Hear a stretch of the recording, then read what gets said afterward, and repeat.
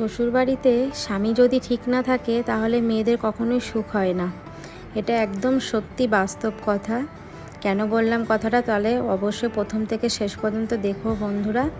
Welcome back to my channel Shiuli lifestyle ব্লগে তোমাদের অনেক অনেক স্বাগত জানিয়ে নতুন একটা ভিডিও নিয়ে চলে এসেছি। আশা করি তোমাদের আজকের ভিডিওটা খুবই ভালো লাগবে।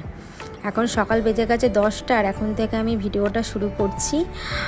তো সকালের টিফিন সব কিছু হয়ে গেছে, এখন দুপুরে রান্না বান্না চলছে। আর আজকে ছুটির দিন, মেয়ে বাড়িতে, মেয়ের স্কুল বন্ধ, আজকে হাজব্যান্ডেরও ডিউটি ছুটি। আর এইদিকে দেখো হাজব্যান্ড আমাকে সবজিগুলো কেটে দিচ্ছে, আর আমার এই সবজিগুলো কিন্তু কাটা হয়ে গেছে।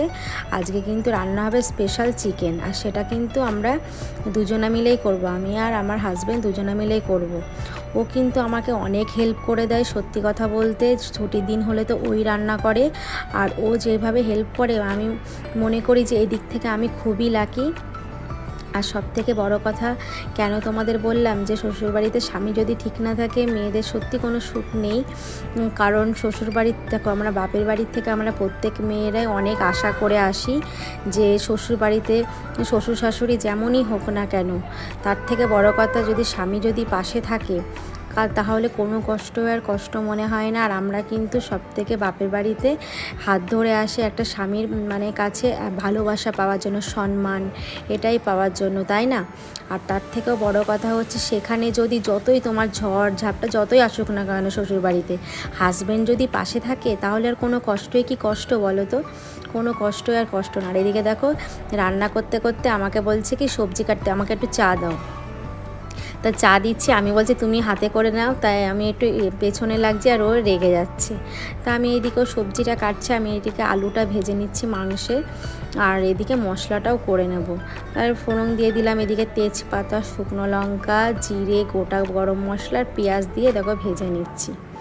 আর এদিকে হাজব্যান্ড কিন্তু ওই যে তোমাদের বললাম, এদিক থেকে আমি খুবই লাকি। ও আমার সমস্ত বাড়ি থাকলে রান্না বান্না সবজি কাটা এইগুলো করে দেয়, আমি এদিক থেকে অনেক হেল্পফুল পাই আর কি। তো এদিকে দেখো দুজনা মিলে সুন্দরভাবে রান্না করছি। তো চিকেনটা ও ভালো রান্না করে জানো তো। আর এদিকে আমি নাড়িয়ে দিচ্ছি, তো ও বললো যে তুমি ওইদিকে যাও, আমি এইদিকে নাড়াচ্ছি। আর এদিকে কিন্তু চিকেনটা কষাচ্ছে, দেখো কত সুন্দর কালার এসছে। আর ওই করছে, আর আমি বাদবাকিগুলো অন্য কাজগুলো করে নিচ্ছি। যেহেতু আজকে ছুটি দুজনাই বাড়িতে, তো আমার কাজের প্রেশারটাও বেড়ে যায়। মেয়ে স্নান করানো, মেয়ের আবার বিকালে ড্রয়িং, এইগুলো কাজ থাকে।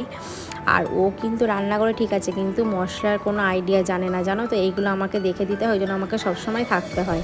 তো এইদিকে ওই পাশে চিকেনটা করছে, আর আমি এই পাশে কাতলা মাছের মাথা দিয়ে চাল কুমড়োটা করবো। তোমরা দেখতেই পারলে হাজব্যান্ড চিরি করে কুচি করে দিল।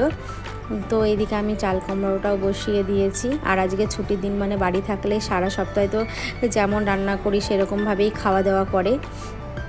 তো এইদিকে দেখো চিকেন কষা করেছে, আর আমরা একটা চিকেনই কিন্তু তিনজনা মিলে ভাগ করে খাচ্ছি। তবে এই সুন্দর সুন্দর মুহূর্তগুলো সত্যি ভোলার না, ক্যামেরা বন্দি করে রাখা একটা স্মৃতি বলতে পারো। এই দিনটা সারা সপ্তাহে আসে না, কারণ সব দিন মেয়ের মতো ব্যস্ত, স্কুলে, হাজব্যান্ড ডিউটিতে চলে যায় ব্যস্ত, আমি আমার মতো থাকি। তো এই ছুটির দিনগুলোয় অনেক অনেক আনন্দ করি, অনেক মজা করে কাটাই। তো চিকেনটা ভালোই লাগছে, কষা মাংস তো আমার খুবই পছন্দ। তো খেয়ে নিলাম, তিনজনা মিলে টেস্ট করলাম। করে এইদিকে দেখো হাজব্যান্ড বাকিটা রান্না করছে, এদিকে চিকেনটা হচ্ছে, আর আমি এইদিকে কিন্তু ভেন্ডি সর্ষে পোস্ত করব, তাই মশলাটা করছি। আর মেয়েকে কিন্তু আমি স্নান করিয়ে দিয়েছি। ওই যে তোমাদের বললাম যে বরমশাই কিন্তু কোনো হলুদ নুনের আইডিয়াটা জানে না, সেটা আমাকেই দেখে দিতে হয়। আর ও এইদিকে কিন্তু রান্নার একদম পাকা রাঁধুনি বলতে পারো। বিয়ের আগে ওরম করতো, নাকি রান্না করতে খুবই ভালোবাসে। তো এক একজন থাকে না, রান্না বান্নার দিকে, ঘরের কাজের দিকে একদম পরিপাটি, অনেক ছেলেরাই থাকে।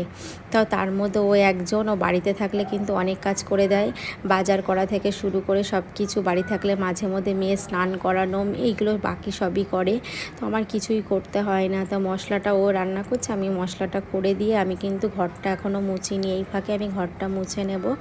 কারণ ওই যে বাড়ি থাকলে পরে দেখো একটু আমি ওর সাথে একটু ইয়ার্কি মারছি, আর ও দেখো খোঁচে যাচ্ছে, বলছে রান্নার সময় বেশি ডিস্টার্ব করো না। তো আর আমি তো একটু মজা করতে ভালোবাসি, কারণ সারা সপ্তাহে পাই না, সব ব্যস্ত থাকে। তো যেদিন বাড়ি থাকে সেদিন আমি একটু মজা মজা করি। তো এইদিকে দেখো চিকেনটা হয়ে গেছে। তো মেয়েকে খেতে দিয়ে দেবো, যেহেতু ঘুমাবে, তাড়াতাড়ি করে খাইয়ে ঘুম পাড়িয়ে দিলে আবার বিকালবেলা ড্রয়িং আছে। তো এদিকে ওকে খেতে দিয়ে দিয়েছে। আর চিকেন হলে আমার মেয়ে তো অন্য কোনো সবজি রান্না হলে খাবেই না। তো আমার হাজব্যান্ড বললো চিকেন যখন হয়ে গেছে ওকে দিয়ে দাও। তো এদিকে দেখো ভেন্ডির পোস্তটা হয়ে গেছে, আর এদিকে আমি বাসনগুলো মেজে নিচ্ছি, আর আমার কিন্তু এই ফাঁকে ঘরটাও মোছা হয়ে গেছে। তো কি বলো তো, এই যে ও আমার পাশে থাকে, আমাকে এই যে সাহায্য করে, আমার মানে আমার খেয়াল রাখে, এটা আমি অনেক লাকি বলতে পারো। তো আমি অনেক মানে লাকি যে ও আমাকে এতটা ভালোবাসে, আমাকে আমার মেয়ের কষ্টটা বোঝে। দিয়ে তারপরে এইদিকে কিন্তু আমার বাসনটা মাজা হয়ে গেল। তারপরে দেখো আমি স্নান করেছি, এদিকে আমার হাজব্যান্ড কিন্তু স্নান করে বসে আছে, কারণ একসঙ্গে খাবো। আর আমি কিন্তু এইদিকে পুজোটা দিয়ে দেবো। আর এদিকে আমার মেয়ের টেডিটা দেখো কত সুন্দর। তারপরে আমি এদিকে কিন্তু পুজোটা দিয়ে দিয়েছি। আর কি বলো তো, আমার বরমশাই আমি যেহেতু সারা সপ্তাহে একসাথে খাওয়ার টাইম পাই না, তো আজকে একসঙ্গে বসে খাবো বলেও স্নান করে বসেছিল আমার জন্য। আমি বললাম তুমি খেয়ে নাও, ও আমার সঙ্গে খাবে বলেই বসেছিল।